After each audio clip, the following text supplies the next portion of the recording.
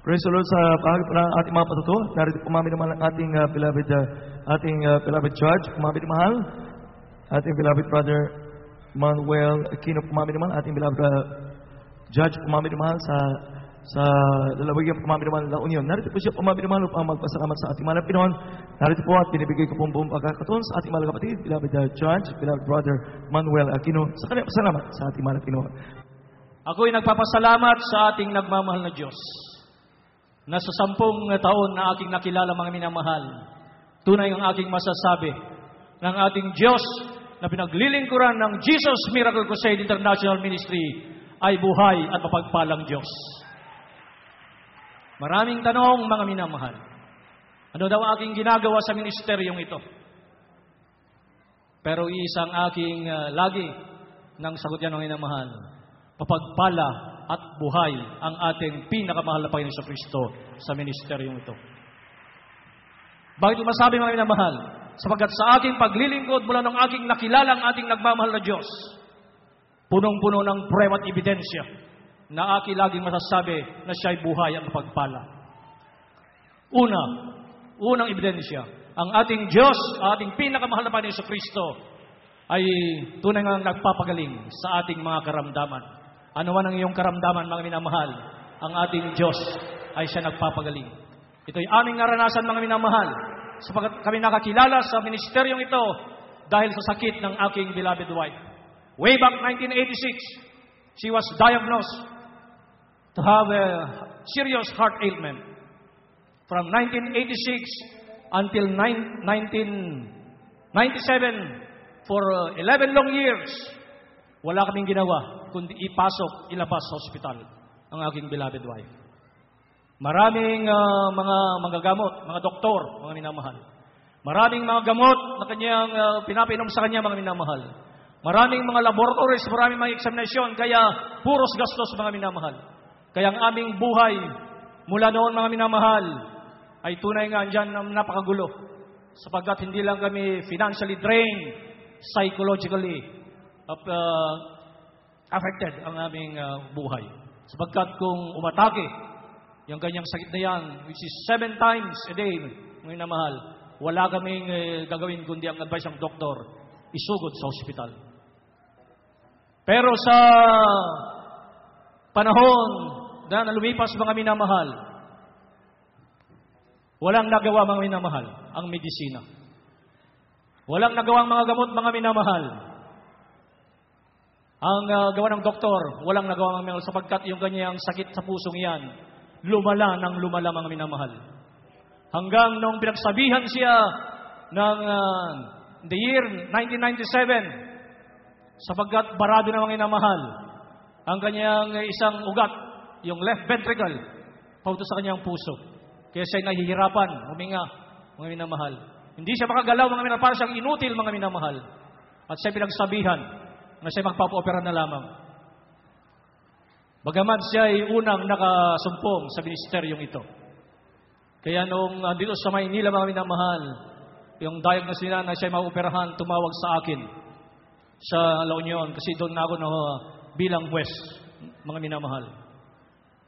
Kaya nung sinabi niya, pinagsabihan ako na magpa-opera na lang at maghahanda ng kalahating milyon, 500,000 for the operation.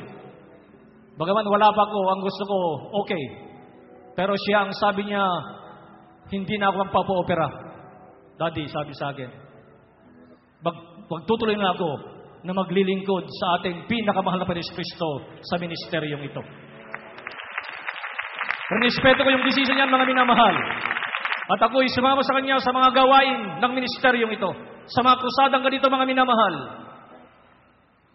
Kaya nung sinabi na May 1997, siya na supposed to be ng operation, pagpatuloy kami, mga minamahal, in just a few months, September 1997, sinabi ng aking beloved wife na unti-unti naalis ang kanyang sakit sa dibdib at sa kanyang puso.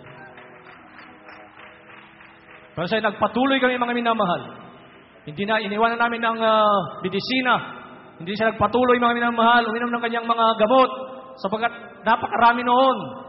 Naghirap na kami, mga minamahal. Andyan din mga minamahal, hindi siya para siyang inutil. Hindi makapagtrabaho mga minamahal. Pupunas lang yan ng ilang minuto, sasakit ang kanyang dibdib. Maglilinis lang ng ilang minuto, sasakit, hindi na siya makagalaw. Pero salamat sa ating nagmamahal na Diyos, sa ating pagpapatuloy mga minamahal. Ang sakit ng pusong yan, tunay ang pinagaling ng ating pinakamahal na Panginoon Jesucristo. Nandiyan na siya mga minamahal, ibinigay ng kalakasan ng ating nagmamahal na Diyos. At tunay nga siya mga minamahal, na nakita namin ang kagalingan sapagkat hindi na naggamot mga minamahal. Siya nakapagtrabaho na mga minamahal. Iisang aming konklusyon, ang ating pinakamahal na Panginoon Jesucristo sa ministeryong ito, siyang nagpagaling sa ating beloved wife. Walang nagawang doktor, walang nagawang medisina, walang nagawa mga pagpunta namin sa mga iba't ibang lugar, mga nang sinasabi naghihimala. Iisang nagpagaling, ang ating pinakamahal na Panginoon Jesucristo. Kaya ito mga minamahal, kung bakit ang buong sambayanan mga minamahal ay tunay na naglilingkod sa ating nagmamahal na Diyos. Ang Diyos ay nagpapagaling sa lahat ng ating mga karamdaman. Salamat sa ating pinakamahal na Panginoon Jesucristo.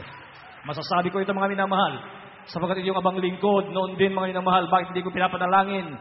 Marami akong perennial na stiff neck at sa arthritis mga minamahal. Pero ako nakakilala sa ating nagmamahal na Diyos, ito'y kanyang pinagaling. Salamat sa ating pinakamahal na Panginoon sa Kristo. Pangalawang prueba, ebidensya, kung bakit masasabi na ang Diyos na ating pinaglilingkuran sa ministeryong ito ay siyang buhay at makapangyarihan. Siyang nagbago ng aking buhay. Bago ako nakilala mga minamahal, adyan din sa mga bisyo, lalo na sa aming mga abogado, mga huwes mga minamahal. Pag nagkikita kayan, wala nang ginawa kundi mag-inuman. Pero salamat sa ating nagmamahal na Diyos. Maladong siya ay aking nakilala 10 years ago mga minamahal. Kahit na isang patak na alak, kahit na yung mga sugal mga minamahal, ito'y aking tinalikuran. Salamat mga minamahal sa paggabay, patnubay ng ating pinakamahal na Panginoon sa Kristo. Kasi noon gusto ko rin baguhin ang aking buhay. Kung ako'y nakaka-inom, nakaka-over ng minamahal, sinasabi ko sa aking sarili, ayaw ko nang inom. Pero nakagawa ko lang sa ilang araw mga minamahal. Pero dito nung siya nakilala mga minamahal, 10 taon, ako'y pinanghahawakan ng ating nagmamahal na Diyos. Inalis lahat ang aking mga bisyo mga minamahal. Salamat sa ating nagmamahal na Diyos. Akin din pinapasalamatan ng ating nagmamahal na Diyos. Na siya mga minamahal, dito aking natagpuan mga minamahal, ang tunay na kapayapaan ng puso't isipan mga minamahal. Bago ako nakilala sa ating nagmamahal na Diyos, may kunting problema lang mga minamahal. Litong-lito ang aking pag-iisip. Parang naguguluhan ako na masyado mga minamahal. Pero salamat sa ating nagmamahal na Diyos, nung siya'y aking nakilala sa ministeryong ito mga minamahal, ano man ang dumating sa aming buhay, pagsubok man, pag-uusig man, mga karamdaman man mga minamahal, ako'y payapa sapagkat alam ko na mayroong Diyos na aking tinatawagan. At tunay nga mga minamahal, sa aking pagtawag, andyan lagi ang sagot ng ating pinakamahal na Panginoon sa Kristo. Salamat sa ating nagmamahal na Diyos. Ganun din aking pinapasalamatan mga minamahal sa aking araw-araw na buhay. Andyan lagi ng kanyang gabay, patnubay sa aking pagbibiyahe mula sa aking Peterhan, San Fernando, punta sa Caba mga minamahal. Andyan lagi niyang pag-iingat mga minamahal. Kung minsan ang aming sasakyan ay talagang mababangga na. Pero salamat sa ating nagmamahal na Diyos, hindi niya pinapahintulutan mga minamahal, tayo iniiwas sa mga disgrasya o kapahamakan. Salamat sa ating nagmamahal na Diyos. Nandiyan din mga minamahal, na sa ating pagtawag, sa ating pinakamahal na Panginoon Jesucristo, nararamdaman natin mga minamahal, na ang ating Diyos na pinaglilingkuran sa ministeryong ito, ang ating pinakamahal na Panginoon Jesucristo, ay tunay nga mga minamahal, na kanyang sinasagot ang ating mga panalangin. Nakikita natin mga minamahal, nakikita ko ang pagkilos ng Diyos sa aking buhay sa pagitan, mga minamahal, ng patuloy na paglilingkod sa Kanya sa ministeryong ito. Maraming salamat sa ating nagmamahal na Diyos. Ganun din mga minamahal, kasi aking laging pinapasalamatan mga minamahal, sapagkat tunay nga sa pangaral ng ating ginagalang at minamahal na ebanghelista, beloved Evangelist Gildis, Brother Almeida, na sa ating pagpapatuloy, mayroon palang mas magandang inilaan ang ating pinakamahal na Panginoon sa atin, mga minamahal. Kapag ating magpatuloy sa paglilingkod na may katapatan, tayo gawing tagapagmana ng buhay na walang hanggan. Salamat sa ating nagmamahal na Diyos. Kaya kung ating makikita, mga minamahal, hindi tayo nalulugi, mga minamahal, sa ating paglilingkod. Andiyan ang pagpapala ng ating nagmamahal na Diyos. Kompletong pagpapala ng ating nagmamahal na Diyos.